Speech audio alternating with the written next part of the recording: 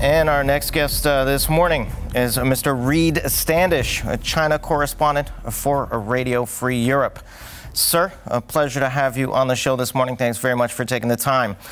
All right, Mr. Vladimir Putin deciding to make his first visit to China, the first visit since he was sworn in for a fifth term as president in Russia. Now, I wonder why China and what could they be discussing this time around? Well, really, this, I think, is another sign of just how important this relationship is for both Putin and for Xi. This is the 43rd time that they've met since Xi became leader of the Chinese Communist Party. And this visit, Putin making his first foreign visit since beginning a new term, is also a response to Xi last year doing the exact same thing when he began his most recent term. He did this very high-profile trip to Russia in March 2023. Obviously, against the backdrop of the war in Ukraine, China and Russia, their dynamic is, increasingly important both in terms of geopolitics in the world, but also for one another.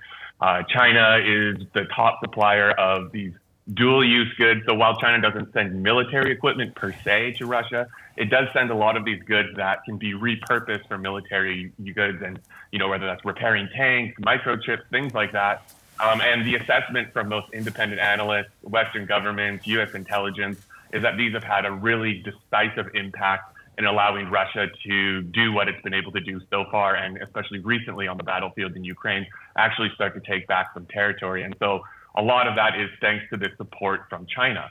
Beyond that, there's also the economic component. As the Russian economy is hit by sanctions, China is the main vehicle to be able to lift up the Russian economy. So that's a big part of this visit as well. Putin is traveling with this giant delegation of top Kremlin officials.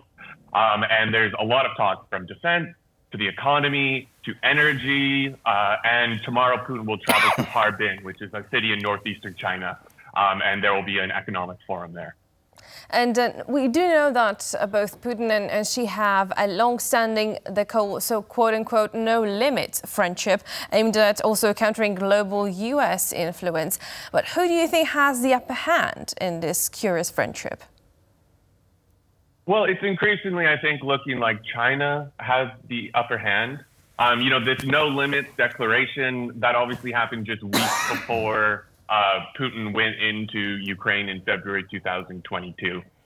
And since then, I think the last couple of years, we've really seen the limits actually get tested of this no-limits partnership. But they've managed to endure, despite I think there are perhaps some shortcomings.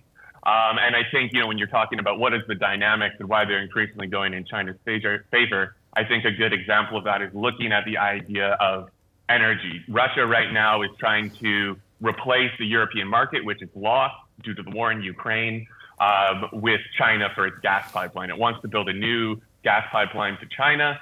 These negotiations are going on. They've been going on for a couple of years. They're reportedly quite tense.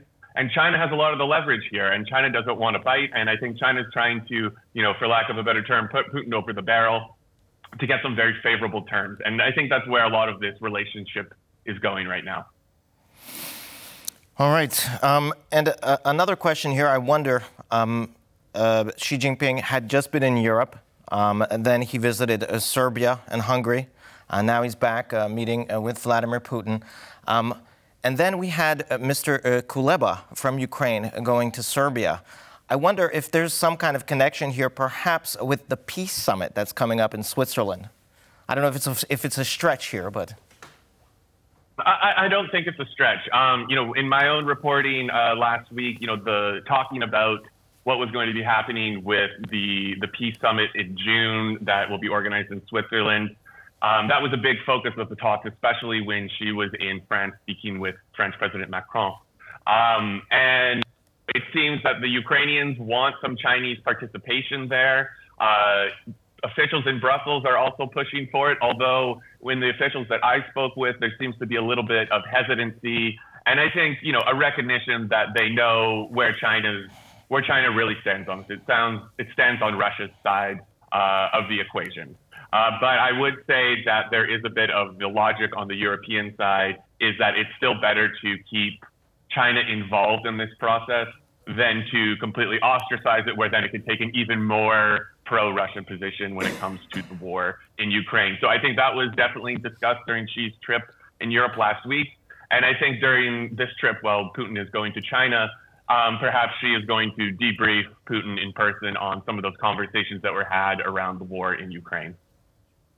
Right, absolutely. And we do know that China is known also for doing things their own way and having also a hidden agenda. Thank you so much, sir, for joining us and sharing your insights. Thank you.